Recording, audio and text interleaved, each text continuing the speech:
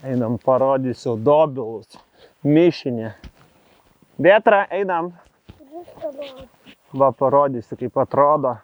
Lietaus buvo, kritulių buvo, kaip ir viskas neblogai. Aišku, vietomis žemiau kalno, tų žolių daugiau, o viršui, nu tai taip sau. Bet šiaip neblogai visai, sakyčiau.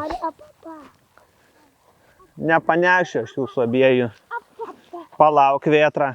Čia va, praeitais metais atsijinėjau pievą, tai raudoni dobilai, baltieji dobilai, smidrė, dar kažkas neatsimenu, 6 skirtingos žolės. Tai gegužės vidury nupjoviau, o dabar vėl pjoviau antrą derlių, tai visai vietomis neblogai. Tai va, rezultatas neblogas, sakyčiau. Padainuok į mikrofoną, Vėtra. Padainuok, sakyk, dainuok. Nu. Dainuoji ar ne? Daidu. Tai va, dalį nupjoviau, o kitą dalį palikau specialiai nenupjautą. Tai avinėliai nuganys tą kitą pusę. Šiandien rankinukų diena. Tai va, čia dar vienas mūsų projektas. Dalis projekto terasa. Terasa yra padaryta 3 metrai ant 12, tai čia, tram 5, tram 6 kvadratai.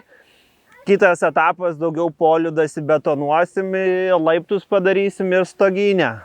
Pasamdžiau žmonės atvažiavo, išbetonavo polius. Pasikalbėjome apie aukštį, apie kaip eis lentelės. Tai taip išbetonavo, tada nusipirkau medienos ir susukau gal per kokias. Per savaitę vakarais dirbdamas, tai grinai 2-3 dienos, 3 dienos darbo, nuo ryto iki vakaro. Sekantis etapas daugiau polių bus ir... Lietus. Gerai, eisim. Lyja lietus, o kitas etapas stogelį statysim ir laiptelius, vat. Tai ką, tiesiog šiais metais norim dasibaigti šitą terasą, tvartą vėl apsitvarkyti, išsikuopti, pašarus visus susivežti ir laukti riavimus. Ir tada planas dar yra namie kažkokių update'ų pasidaryti. Vat. Tik nežinau, kaip spėsiu, kaip išeis.